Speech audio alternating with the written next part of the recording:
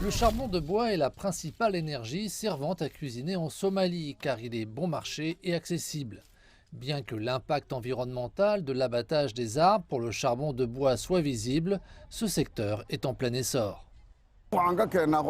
Nous récupérons les bois et les bûches de régions éloignées, embauchons des personnes pour les apporter et les couper pour la production de charbon de bois et le bois de chauffage. Nous ne rencontrons que peu d'obstacles en chemin. Les revendeurs précisent qu'aujourd'hui le marché se contracte après que le groupe armé Al-Shabaab a interdit le commerce sur son territoire.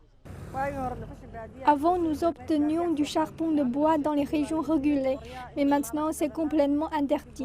Nous achetons plutôt du bois et le brûlons pour fabriquer du charbon de bois destiné à la vente.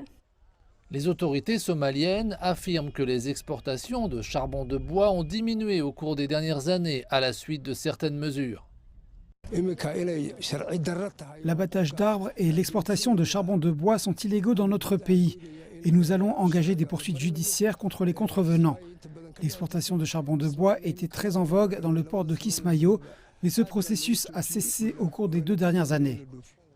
En 2012, une résolution du Conseil de sécurité des Nations Unies a imposé un embargo sur l'exportation de charbon de bois de Somalie. Selon une étude de la Convention des Nations Unies pour la lutte contre la désertification, en Somalie, environ 8 200 000 arbres ont été abattus pour la production de charbon de bois entre 2011 et 2017, intensifiant ainsi la dégradation des terres et l'insécurité alimentaire.